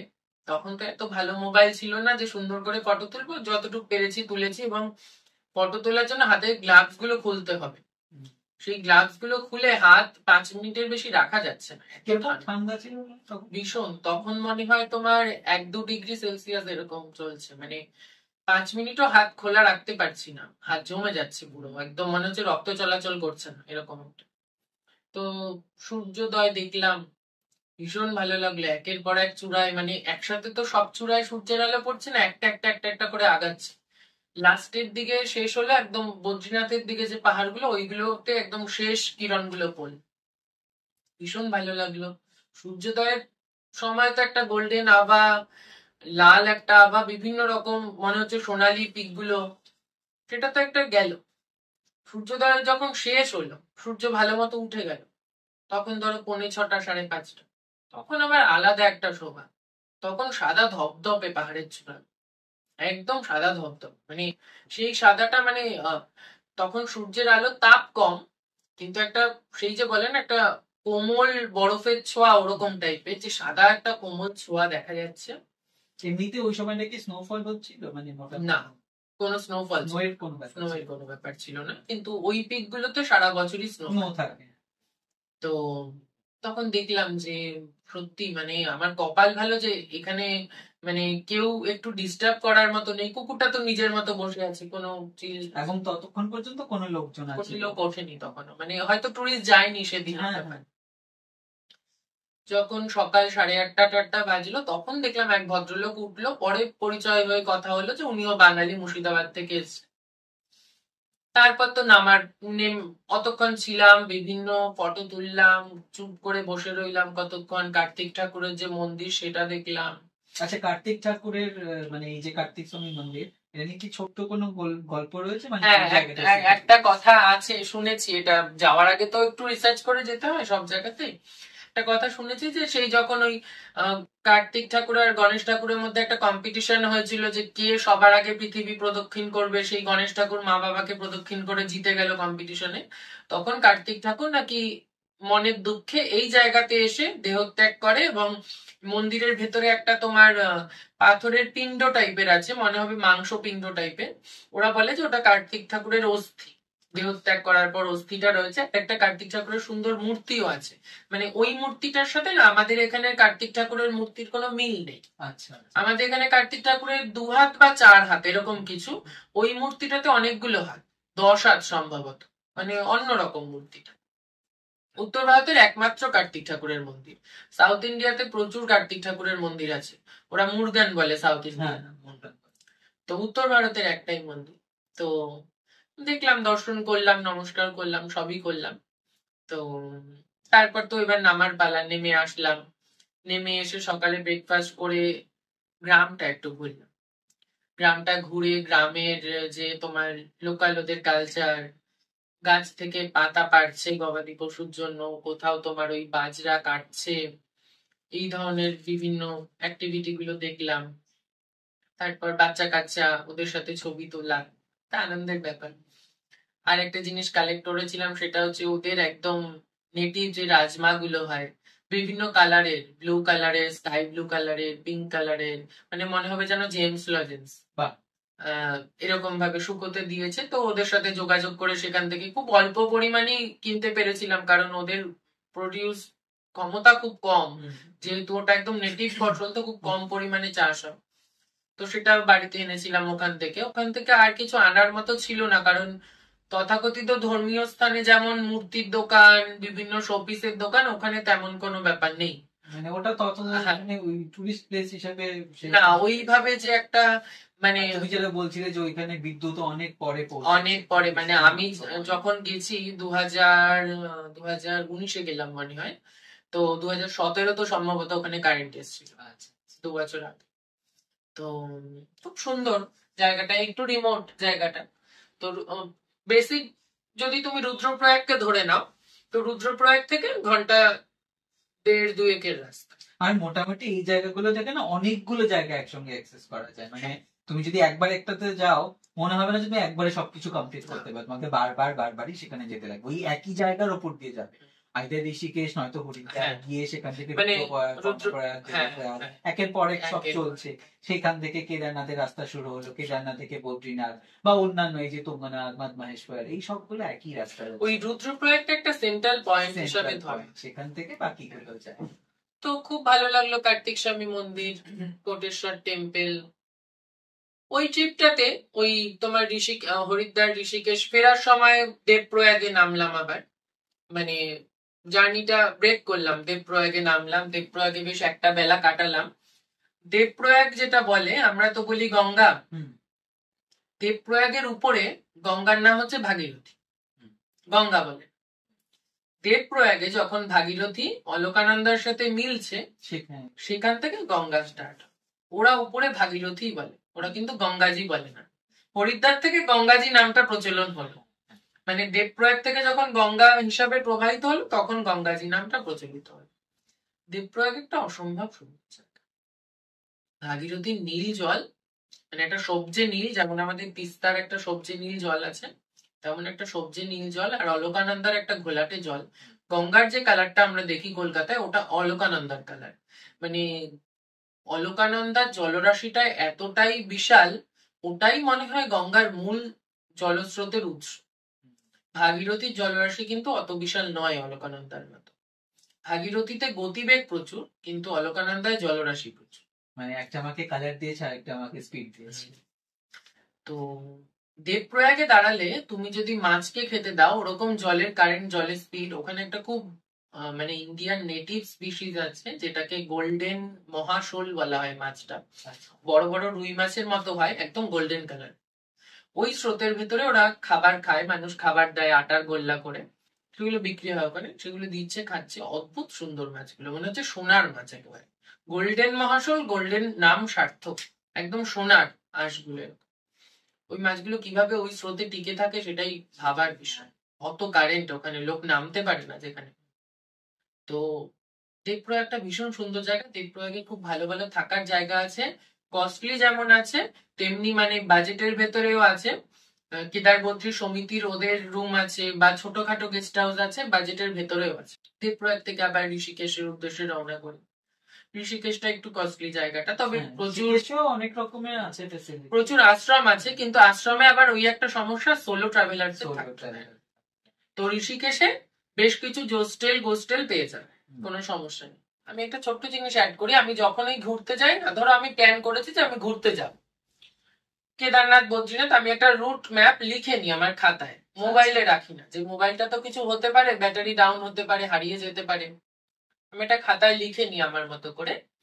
তো ধরো লিখে নিলাম হরিদ্বার এই তারিখে হরিদ্বার এন্ট্রি করছি, কেদারনাথ তারপরে উদ্দেশ্যে রওনা করছি, এই তারিখে পৌঁছাচ্ছি, এরকম প্যারালালি আমি আর একটা প্ল্যান লিখে রাখি। আচ্ছা, বাই চান্স হরিদ্বার থেকে আমি ধরো কেদারনাথ যেতে পারলাম না, তখন আমি যে দিন কটা সিলেক্ট করেছি আলাদা একটা প্ল্যান করে রাখি। ধরো হরিদ্বার থেকে আমি প্যারালালি একটা প্ল্যান করে রেখেছি মসৌরি, দেরাদুন, ওই সাইডটা, ওটা সেকেন্ড প্ল্যান হিসাবে থাকে। এইভাবে যখনই যাই দুটো প্ল্যান রাখি হাতে। এইবার কেদারনাথ যখন যাই, ঠাকুরের স্থান ভক্তি কম, জায়গার প্রকৃতি দেখতে বেশি যাচ্ছি, তবে কিছু কিছু ঘটনা মাঝে মাঝে ভক্তিটা বাড়িয়ে দেয়, এরকম একটা ব্যাপার। তো মানে সৌভাগ্যবশত আমি কেদারনাথ যাব একটু আগে থেকে ঠিক করেছিলাম। আচ্ছা, তো সেক্ষেত্রে আমি রিজার্ভেশন করেছিলাম, এবং অনেক ওয়েটিং এ থাকার পরেও রিজার্ভেশনটা কনফার্ম হয়েছে। খুব ভালো লেগেছিল যে অনেক বছর বাদে রিজার্ভেশন করে কোথাও যাচ্ছি, মানে 14 থেকে 23 রিজার্ভেশন ছাড়া গেছি, 23-এ এসে রিজার্ভেশন করে কোথাও যাচ্ছি, খুব ভালো লেগেছে। যাই হোক, আমার 1:30 ট্রেন হাওড়া থেকে, আমি বাড়ির থেকে 9টায় বেরিয়েছি, আমার টার্গেট 11টার মধ্যে আমি হাওড়া ইজিলি পৌঁছে যাব। শিয়ালদা নেমে আমি হাওড়ার বাসের জন্য দাঁড়িয়ে আছি, কোনো বাস নেই। ট্যাক্সি জিজ্ঞাসা করেছি 2-3টা, যাবে না। সমস্যাটা ছিল সেদিন কুর্মী বিক্ষোভ ছিল। আচ্ছা, কুর্মী বিক্ষোভের জন্য ওই কুর্মী সম্প্রদায়ের লোকরা কলকাতার মেন পয়েন্ট গুলো, হাওড়া ব্রিজে ওঠার জায়গাগুলো ওই পাশে বা মেন জায়গাগুলো অবরোধ করে রেখেছে। আচ্ছা, টোটাল বাস ট্যাক্সি সব বন্ধ হয়ে গেছে। মানে তুমি বাস ছেড়ে ট্যাক্সিতে উঠবে, কিন্তু ট্যাক্সিকে তো ব্রিজ ক্রস করতে হবে, ব্রিজের মুখই তো আটকে দিয়েছে। অনেক দেরিতে একটা সরকারি বাস আসলো, বড়বাজার থানা পর্যন্ত গেল। আমার ট্রেন কিন্তু 1:30টায়, 1:35। আমি যখন বড়বাজার থানায় বাসের সামনে বসা, পাশেই দেখছি একটা গাড়ি, অলরেডি তখন বেজে গেছে তোমার 12:45, আমার 1:35-এর ট্রেন। একটা গাড়ির সামনে থাকে না মানুষের ওই ঠাকুরের মূর্তি যে লাগায়, বা কোনো হয়তো ওই বিভিন্ন থাকে না, তো ওই গাড়িটা আবার দেখলাম একটা শিব ঠাকুরেরই মূর্তি, গাড়ির সামনে এরকম ছোট একটা শিব ঠাকুরের মূর্তি লাগানো। তো আমি মোবাইলের টাইমটা দেখলাম 12:45, তখন আমি বড়বাজার থানার সামনে। আমি জাস্ট মানে প্রায় আধা ঘন্টা দাঁড়িয়ে আছি ওখানে। খুব লাকিলি ওই বাসটা পেয়েছিলাম, ওই দিক করে করে গেল, গিয়ে দাঁড়িয়ে আছে, যাওয়ার উপায় নেই, রাস্তা তো ব্লক। আমি জাস্ট ওই গাড়িটার ওই শিব ঠাকুরের মূর্তির দিকে তাকিয়ে বললাম, ঠাকুর আমার কপালে কি এই ছিল যে একটা রিজার্ভেশন যাওয়া বা কনফার্ম হলো, তো আমি ট্রেনটা পাবো না, আমাকে সেই রাতে জেনারেলে বসে যেতে হবে, আর একটা ট্রেন আছে রাতে হরিদ্বারের জন্য, দুটোই ট্রেন আছে হাওড়া থেকে, একটা দুপুরে। তো ঠিক আছে, যা কপালে আছে থাক। ব্যাগটাও ভারী ছিল সাথে, তো ওই ব্যাগ পিঠে নিলাম, বাস থেকে নামলাম, নেমে বড়বাজার থানার ওখান থেকে দৌড় শুরু করলাম, টানা দৌড়। আচ্ছা, মানে হাঁটা চলা করি কিন্তু দৌড়ের প্র্যাকটিস নেই। টানা ওই ভিড়ের মধ্যে দিয়ে দৌড়াচ্ছি, মানে লোকজন হয়তো অবাক হয়ে ভেবেছেও যে কেউ হয়তো কারোর হয়তো জিনিস চুরি করে নিয়ে পালাচ্ছে, নাহলে কে ভর দুপুর বেলা এরকম রাস্তার মধ্যে দৌড়াবে। টানা দৌড়ে ব্রিজের মাথা পর্যন্ত মানে গোড়া পর্যন্ত গেলাম, তখন গিয়ে অবরোধ তুললো, মানে তুলেছে অল্প অল্প করে। তখন একটা বাসে চেপে তাড়াতাড়ি জাস্ট ব্রিজ টু ক্রস করেছি, পুরোপুরিও ক্রস হয়নি, বাসটা আবার থেমে গেছে, আর যাচ্ছে। তখন দেখি অলরেডি 1:15 বেজে গেছে। আচ্ছা, আমি বাসওয়ালাকে বললাম দাঁড়াও, মানে দাঁড়িয়ে ছিল অলরেডি, আমি আবার নেমে একদম দৌড়াতে দৌড়াতে দৌড়াতে হাওড়া স্টেশনে 11 নম্বরের ট্রেন, 11 নম্বরে গিয়ে আমার কামরা আবার S1 একদম সামনে ট্রেনে, আমি একদম পেছনের কম্পার্টমেন্টে এসে জাস্ট ব্যাগটা ফেলেছি, ট্রেনও ছেড়েছি। বাহ। তারপর পরে গিয়ে চেঞ্জ করে নিয়েছে। এবং পরে আমার সেটাই অলৌকিক লাগলো যে আমি কিভাবে এই ডিস্টেন্সটা কভার করলাম এত অল্প সময়, এবং ওই জ্যামের মধ্যে দিয়ে কিভাবে দৌড়ালাম ভারী ব্যাগটা পিঠে নিয়ে। মানে বলে না, মানসিক ভাবে মানুষ যদি দৃঢ় হয়ে পড়ে, অনেক অসম্ভব কাজও উদ্ধার হয়ে যায়, সম্ভব করা যায়। তখন আমার একটা ইন্টেনশন ছিল আমার যেতেই হবে, যেভাবেই হোক। এই তো গেলে হাওড়া স্টেশনের গল্প, এটা আমার কাছে অলৌকিক মনে হয়। কেদারনাথ মোটামুটি জানা যায় সবার সাথে এরকম কিছু না কিছু একটা করে। আর আমি যতটুকু বিশ্বাস করি আর কি, যে ওইখান থেকে যদি একবার তোমাকে ডাক না আসে, পারমিশন না আসে, আমরা সবাই হয়তো যেতে মানে গিয়ে পৌঁছাতে পারবো না, এই আর কি। তো এটা তো গেলে তোমার মানে হাওড়া স্টেশনের গল্প। তো ট্রেনে উঠে দেখলাম প্রচুর সিট ফাঁকা, কারণ অনেক মানুষ যারা ফ্যামিলি নিয়ে আসবে তারা তো দৌড়ে ওইভাবে আসতে পারবে না, ট্রেন মিস করেছে। মানে অর্ধেক কামরাই ফাঁকা, অর্ধেকেরও বেশি ফাঁকা। দু একজন লোকের সাথে কথা হলো, তারা ফেরি করে হাওড়া এসছে, তবে গিয়ে ট্রেন ধরতে পেরেছে। তো এইবার আমার রেড বাসে টিকিট বুক করা ছিল, যেহেতু 4 ধাম যাত্রা চলছিল, বাসে ওখানে এই টাইমে সিট পাওয়া আগে থেকে রিজার্ভ না করলে সমস্যা হয়। তো রেড বাসে 600 টাকার ভাড়াটাই 1000 টাকা দিয়ে বুক করেছিলাম, ভোর 4টেতে বাস। তো পরের দিন বিকালে পৌঁছে গেলাম হরিদ্বারে। পৌঁছে আরতি ঠাউতি দেখে সারা রাত ওই স্টেশনে লাগেজ কাউন্টার আছে এখন, ভালো সিস্টেম, লাগেজ তুমি টোটাল রেখে দিতে পারো, 30 টাকা মনে হয় 10 আওয়ার্স এর জন্য। তো লাগেজ রেখে দিলাম, স্টেশনেই ওয়েটিং রুমে ওয়েট করে নিলাম, শুয়ে নিয়েছিলাম ওখানে। ভোরবেলা 4টেতে বাস, 3:30-এর মধ্যে বাস স্ট্যান্ডে চলে গেছি। স্টেশন লাগোয়াই বাস স্ট্যান্ড হরিদ্বারে। রেড বাসে বুকিং ছিল, জানলার ধারে সিট বুকিং করা। বাস স্ট্যান্ডে গিয়ে আমার যেই ট্রাভেল এজেন্সির বাস ছিল তাদের কাছে টিকিট দেখিয়েছি, তারা বলছে আপনাদের রেড বাস কোনো মেসেজ দেয়নি, এই নাম্বারের বাস আজকে চলবে। ওইদিকে আমার কেদারনাথে উপরে টেন্ট বুক করা আছে, বুঝতে পারলে? মানে বাসে যদি আমি না যেতে পারি, আমার ওই দিকের বুকিং গুলো ক্যান্সেল, এবং ডে লস তো হবে। এবার কি করবো, অন্য হয়ে ঘুরছি, কোনো বাসে মানে নর্মাল আর সিট নেই, সব আগের থেকে বুকিং করা, রিজার্ভ হয়ে গেছে। 5টা বেজে গেছে, দুটো বাঙালি ছেলে পেলাম, বাচ্চা বাচ্চা। ওরা বললো দাদা কি হয়েছে তোমার, তুমি এরকম হন্য হয়ে ঘুরছো কেন? যে দেখো ভাই, এরকম রেড বাসে টিকিট বুক করেছিলাম 1000 টাকা দিয়ে, এখন বলছে আমার যে বাসে বুকিং ছিল সেই বাস নাকি চলবে না। আমার না তখন সত্যি কান্না পেয়ে গেছে, যে এত কষ্ট করে দৌড়ে দৌড়ে ট্রেনটা ধরলাম, মানে অসম্ভব একটা ব্যাপার। তাও ভগবান কি চায় না যে আমি কেদারনাথ দর্শন করি? ঠিক আছে, আমি চেষ্টা চালিয়ে যাই। তখন ওই ছেলে দুটো আমায় বললো দাদা ওইখানে একটা বাস ছাড়ছে, তুমি একটু দৌড়ে যাও, গিয়ে দেখো যে ওই বাসে কোনো সিট পাও কিনা। তারপর দৌড়ে গেলাম ওই বাসে কন্ডাক্টর বললো না, কোনো সিট নেই। আমি তখন বললাম ভাইয়া हम नीचे बैठकर जाएंगे, आप अगर परमिशन दो। नहीं नहीं, नीचे कैसे बैठ के जाओगे, बहुत खराब रास्ता है, नीचे बैठ नहीं पाओगे, 17-18 घंटा लग जाएगा, नीचे कैसे बैठोगे? ना, हम नीचे बैठकर ही जाएंगे, आपको कुछ नहीं बोलेंगे। উনি তো হা হয়ে তাকিয়ে রইল। ওই বাসটাতে যারা প্যাসেঞ্জার ছিল সব ছিল মহারাষ্ট্রিয়ান, ওরা একটা টোটাল টিম বুক করে বাসটা নিয়ে যাচ্ছে, আগের থেকেই ওদের বুকিং ছিল। ওরাও অবাক হয়ে গেছে, এ কেমন পাগল, নিচে বসে আবার বাসে কে যায় এত ঘন্টার রাস্তা। যাই হোক, কন্ডাক্টর আর কি বলবে, কিছু বলারও নেই। তো আমার কাছ থেকে ভাড়া কম নিল, 600 টাকার ভাড়াটা 400 টাকা নিল। বললাম ঠিক আছে, 600 টাকায় যদি নিত তাতেও আপত্তি ছিল না। এবার তো নিচে বসেছি, ঋষিকেশ দেবপ্রয়াগ তো ছেড়েছি, ছাড়ার পরে তো রাস্তা খারাপ শুরু হয়েছে। বাসের নিচে না পাটা তলে এরকম লোহার এরকম দাগ দাগ করা থাকে না, ওতে না হাঁটুগুলো পুরো ঘষে ঘষে হাঁটুর চামড়া উঠে যাচ্ছে, এবং তুমি যে দাঁড়াবে দাঁড়িয়ে ধরে থাকতে পারবে না। কতক্ষণ বেড়াবে সেটা এইভাবে বেচছে, বাস এইভাবে হ্যাঁ। বেচছে, হয় তুমি এই এই ধারের লোকের ঘাড়ে পড়বে, নয় ওই ধারের হ্যাঁ। লোকের ঘাড়ে পড়বে। ওই মহারাষ্ট্রিয়ান ছেলে মেয়েগুলো তারপর কি একটু মায়া হলো, ওরা মাঝে মাঝে নিজেরা দু একজন উঠে আমায় বলছে যে আপ ব্যাঠিয়ে, কিন্তু আমি বসিনি, কারণ ওরা টিকিট করে এসছে, সব কেন বসতে যাবো, ওরাও তো নিজেরা। তারপর আমি নিচে বসেছি, সেই ধুলোবালি জামা কাপড় নিয়ে সিটে বসবো, ওরা পরে বসতে গেলে ওদেরও সমস্যা হতে পারে। তো যখন জল বিরতি পান বিরতি হচ্ছে তখন হয়তো কোনো কোনো সময় বসেছি, তাও খুব রেয়ার, অনেক রিকোয়েস্ট করার পরে। তো এইভাবে তো পৌঁছালাম সোনপ্রয়াগে।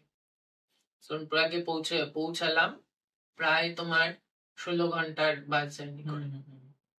হাত পা তো একদম শেষ।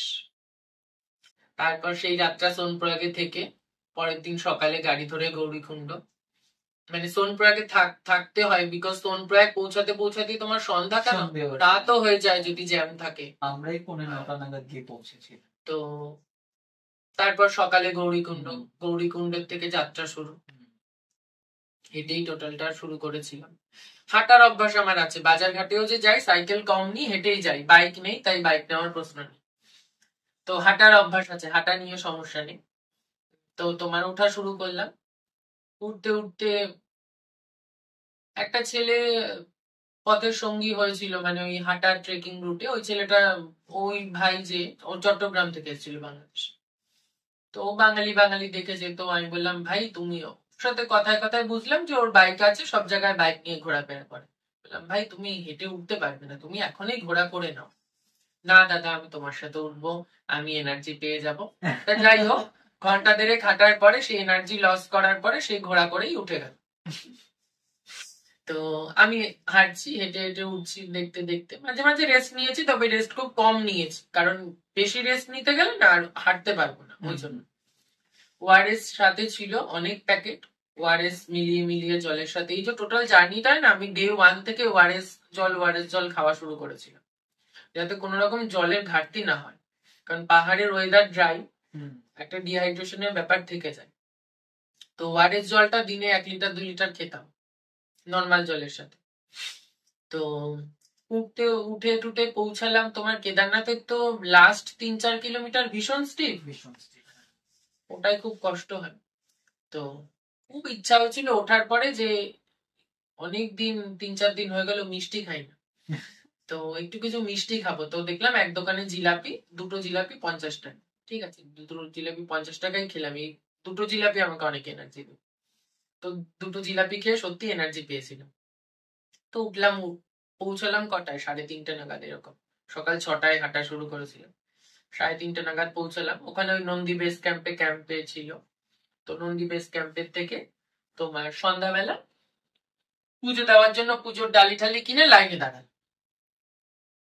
প্রায় 5 ঘন্টা মতো লাইনে দাঁড়িয়েছি। ওখান থেকে তো টোকেন দেয়, এখন আবার টোকেন সিস্টেম হয়েছে যে কোন টাইমে তুমি পুজো দেবে সেই টোকেন দিয়ে দেয়। 5 ঘন্টা লাইনে দাঁড়িয়েছি। 5 ঘন্টা লাইনে দাঁড়ানোর পরে বিন্দুমাত্র লাইন আগাচ্ছে।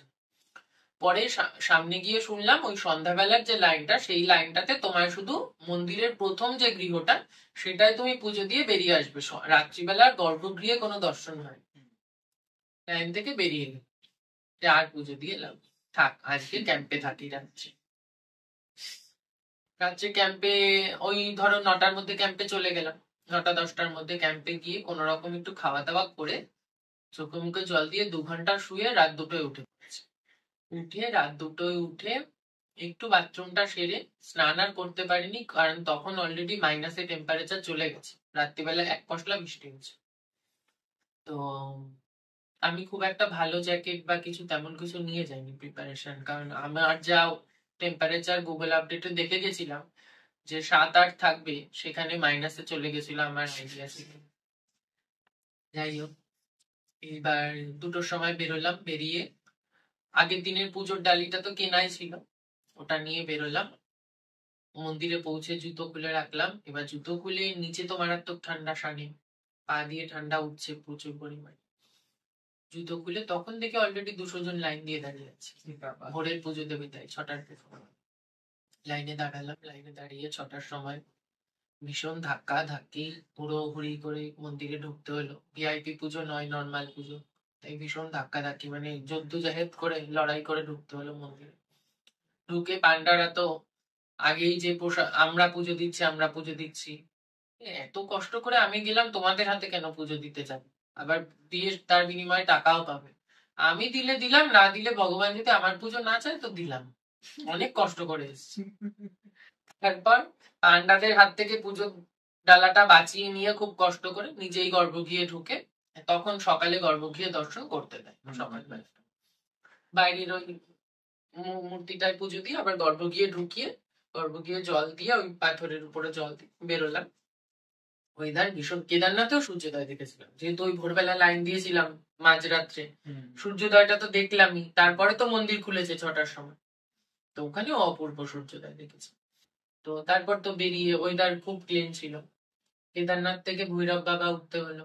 ভৈরব বাবা প্রায় 2.5 কিলোমিটার মতো না 2 কিলোমিটার, ভীষণ স্টিপ রাস্তা, মনে হচ্ছে হৃৎপিণ্ড বেরিয়ে যাবে। তো ওই বাংলাদেশি যে ভাইটা ছিল, ও আর পরের দিন আর বললো, দাদা আমি এত ধাক্কাধাক্কি করে পুজো দিতে পারবো না, তুমি পুজোটা দিয়ে দাও। মানে তোমাদের আবার উপরে উঠে দেখা হয়েছিল? হ্যাঁ, ওকে আবার ও দাঁড়িয়েছিল আমার জন্য, ওর কোনো ক্যাম্প বুকিং ছিল না। আচ্ছা। আমি তারপর নন্দী বেস ক্যাম্পের যে তোমার ওখানে যে লোক ছিল তাকে বললাম যে স্যার এরকম বাংলাদেশ থেকে এসছে, তো কোনো বুকিং নেই, তো আমার ক্যাম্পে কি একটা জায়গা হবে? ওটাও তো ডরমিটরির মতো 10-12 জন। তো উনি আবার চেক করে বললো 2টো বেড ফাঁকা আছে। বললো ঠিক আছে, অ্যাডভান্স বুকিং নেই, অসুবিধা নেই, টাকা পে করে দিক, ওখানে থেকে ওর ওখানে হয়ে আছে। তো মানুষজন ভালো আছে অনেক, হ্যাঁ অবশ্যই, প্রচুর নয়তো মানুষজন থাকা ভালো। যায় হ্যাঁ, না। নাহলে এত সোলো ট্রাভেল করা যায় না, মানুষ যদি সবাই খারাপ হতো। তো তারপরে তোমার ও বললো আমি আর এত ধাক্কাধাক্কি করে আমি ঠাকুর দর্শন করতে পারবো না, আমি পরে কোনো সময় আসবো আবার কেদারনাথে। তো ওর পুজোটাও দিয়ে, ওর হাতে প্রসাদটা দিয়ে দিলাম। তারপরে ভৈরব বাবা গেলাম। তারপরে তোমার আশপাশটা ঘুরলাম সুন্দর করে, ঘুরে আবার নামলাম। ওই ধরো 12:30 নাগাদ নামা শুরু করলাম, পৌঁছলাম সন্ধ্যা হয়ে গেল, ধীরে ধীরে নেমেছি। তারপর কেদারনাথ ওই সোনপ্রয়াগ পৌঁছালাম যেখানে ছিলাম। ওটাও ডরমেটরি সিস্টেম, কিন্তু পার বেড 300 টাকা করে। ওটা গোস্টেল কিছু নয়, মানে নর্মাল লোকাল ব্র্যান্ডের একটা ডরমেটরি, লোকাল পাহাড়ি লোকেদের একটা হল ঘরের মতো ডরমেটরি। পায়খানা বাথরুম পরিষ্কার, কোনো অসুবিধা নেই, লেপ কাঁথা কম্বল সব আছে। তো সোনপ্রয়াগ থেকে পরের দিন আবার ভোরবেলা, সোনপ্রয়াগে প্রচুর বদ্রীনাথের বাস থাকে, তো ওখান থেকে বাস ধরলাম, আবার 10 ঘন্টার মতো যাই, বদ্রীনাথ পৌঁছালাম। সন্ধ্যা হয়ে গেল, সন্ধ্যাবেলাটা একটা জায়গায় থাকলাম। বদ্রীনাথে একটা খুব ভালো থাকার ইউথ হোস্টেল আছে, বদ্রীনাথ ইউথ হোস্টেল। ওখানে ডরমেটরি ভীষণ ভালো। আমি যদিও ইউথ হোস্টেলে ছিলাম না, আমি নর্মাল একটা হোটেল কম পয়সায় পেয়ে গেছিলাম, তাই ছিলাম। না হলে তোমার সিজনে 1000 টাকা মতো রেট থাকে মিনিমাম হোটেলগুলোতে, 1000 টাকা মিনিমাম ধরে রাখো, যেহেতু গিজারটা চলে তো ওই জন্য রেটটা বেশি। তো সেক্ষেত্রে ইউথ হোস্টেলে পার বেড 250 টাকা 300 টাকা এরকম থাকে, উইথ গিজার বাথরুম। ইউথ হোস্টেলটা খুব ভালো, এবং মিলটাও 100 টাকায় পাওয়া যায় ইউথ হোস্টেল। তো বদ্রীনাথে ভোরবেলা চলে গেলাম। গরম কুণ্ডে আর স্নান করা হয়নি, কারণ অলরেডি যার টেম্পারেচার ডাউন করেছে সম্ভব। মাথায় একটু জলের ছিটা দিয়ে মন্দিরে দাঁড়ালাম। মন্দিরে দাঁড়িয়ে একদম ভোরবেলা মন্দির খুললো আমাদের সামনে। বদ্রীনাথে খুব অদ্ভুত, 50 টাকার একটা পুজোর ডালি কিনেছিলাম, তাতে 1 প্যাকেট নকুলদানা দিয়েছে। তার দামই মনে হয় ওরকম 1 প্যাকেট নকুলদানা কিনতে গেলে মনে হয় 30 টাকা নিয়ে। আচ্ছা আচ্ছা। আর একটা না খুব সুন্দর মালা দিয়েছিল ফুলের। আমি জিজ্ঞেস করেছিলাম এটা কি ফুল, ওরা বললো এটাকে আমরা বনফুল বলতা হ্যাঁ हम लोग। আচ্ছা। তো বনফুলটা হচ্ছে অনেকটা আমরা যে শিব পূজায় দিই না ভাট ফুল যেটাকে বলি, অনেকে ভাইট ফুল বলে, একদম ভাট ফুলের মতো দেখতে, হালকা ল্যাভেন্ডার কালার, আর তার সাথে তুলসী পাতা দিয়ে গাঁথা মোটা করে একটা মালা, ওটাও 50 টাকার ভেতরে। মানে মালাটা হাতে নিয়েছি, ঠাকুরকে কি পুজো দেবে, ওর যে একটা গন্ধ বেরোচ্ছে মনে হচ্ছে আমার টোটাল বডিটা রিফ্রেশমেন্ট হয়ে যাচ্ছে, এত সুন্দর একটা স্মেল। তারপর তো মন্দিরে পুজো দিলাম, দর্শন করলাম। ভেতরে অনেকগুলো মন্দির আছে, লক্ষ্মী ঠাকুরের মন্দির, আরো অনেক ঠাকুরের মন্দির, বাইরে নারদ কুণ্ড টুণ্ড অনেক কিছু আছে দেখার। তো বদ্রীনাথ দর্শন করে মানাগাঁওটা যাওয়া হয়নি, ট্রেনের টাইমিং ছিল, তো ওই জন্য মানাগাঁও আর যাওয়া হয়নি। তো আবার দুজনে একসাথে ফিরলাম, ওই ভাইটা আর আমি। ওর আবার ফ্লাইটের টিকিট আর আমার ট্রেনের টিকিট। এখানেও একটা ট্রেজেডি ঢুকে আছে। ও ফ্লাইটে করে কলকাতা এসে গেল, তখন আমার ট্রেন ছাড়লো না, because Upasana express 31 hours late. 31 hours late. এবং এমন ভাবে আপডেট দিচ্ছে, ধরো বদ্রীনাথ থেকে যখন আমরা হরিদ্বারের বাসে উঠেছি, তখন আমার কাছে মেসেজ এসছে যে ট্রেন রাত 9টা না 9:23 এরকম ছিল, 5 আওয়ার্স লেট। ঠিক আছে, 5 আওয়ার্স লেট। যখন আমি সন্ধ্যায় হরিদ্বার পৌঁছেছি, আবার মেসেজ দিচ্ছে 10 আওয়ার্স লেট। পরের দিন সকালে আবার মেসেজ দিচ্ছে 15 আওয়ার্স লেট। এই করে লাস্ট মেসেজ আসলো যে 31 আওয়ার্স বাদে ট্রেন ছাড়ে। বুঝতে পারলে? মানে তখন মনে হয়েছিল টোটাল হরিদ্বার স্টেশনটা হয়তো একটা বাঙালি পাড়া, মানে বাঙালিটা টোটাল সংসার পেতে। কারোর পক্ষে সম্ভব না যে দিল্লি গিয়ে দুরান্তে, মানে খুব কম লোকের পক্ষে সম্ভব যে ফ্লাইটে টিকিট কাটা বা দুরান্তে টিকিট করে কলকাতা ফিরে আসা। ওখানে একটা বাঙালি সংসার হয়ে গেছে এরকম। ভালো হলো, পরের দিন আবার হরিদ্বারটা আর একটু ভালো মতো ঘোরার সময় পেলাম, আরতি দেখলাম, সবকিছু করলাম, কিছু মন্দিরে গেলাম, ঘাটে গেলাম। আমরা এতক্ষণ ধরে দীপঙ্করের কাছ থেকে শুনছিলাম বিপাসনা মেডিটেশনের গল্প এবং কিছু ভ্রমণ কাহিনী। আপনারা যারা নিয়মিত আমাদের পডকাস্ট শোনেন, অবশ্যই কমেন্ট বক্সে জানাবেন আর নতুন কি কি বিষয় নিয়ে আপনারা পডকাস্ট শুনতে ইচ্ছুক। আমরা অবশ্যই চেষ্টা করব সেই বিষয় নিয়ে কথা বলার জন্যে। আমরা ফিরছি নতুন কোনো এপিসোড নিয়ে। ততক্ষণ পর্যন্ত সবাই ভালো থাকবেন, সুস্থ থাকবেন। নমস্কার।